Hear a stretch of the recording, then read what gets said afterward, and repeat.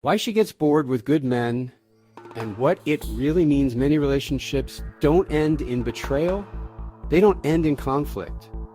They end in a single sentence. He's just boring. Hello, I am Dr. K. Paul Stoller with the question no one asks. If stability is what people claim they want, why does it so often kill attraction? Let's be clear. Yes. There are men who are actually boring, but not in the numbers required to explain how often this happens. So something else is going on. This isn't about boredom. This is about what the nervous system has been trained to recognize as connection. Some people don't imprint on peace.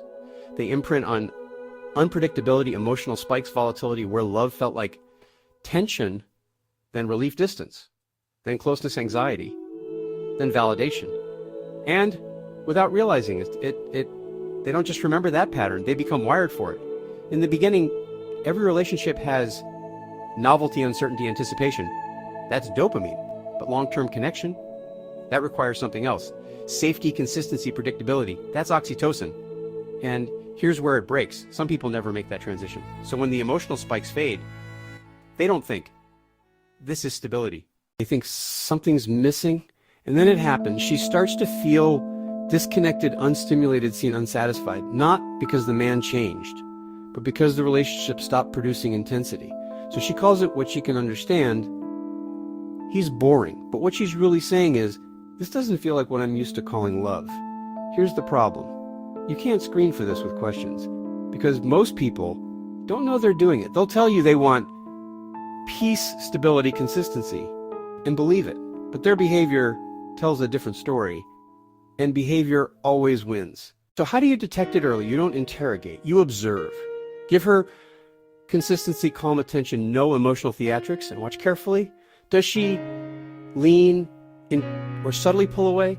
Does she deepen connection or create small tensions? Because if someone needs chaos, they will manufacture it.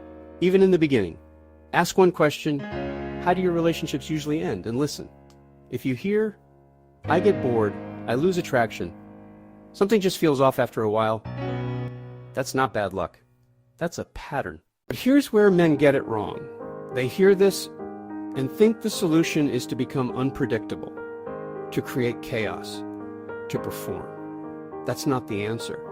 Because there's a difference between predictable behavior and predictable energy. A strong relationship is built on stable behavior, but evolving presence, growth, edge, direction, not stagnation. So the real question isn't, will she get bored? It's this: can she feel safe without needing intensity to feel alive? Because if she can't, it won't matter how good you are. Eventually, calm will feel like absence, and stability will feel like loss. Not all attraction is healthy.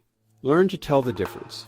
In fact, if one is immediately very attracted to someone that is a big red flag, that could be a dysfunctional pattern recognizing someone who could trigger it. These patterns want to be understood and released. They are, in a sense, emotional acne pimples.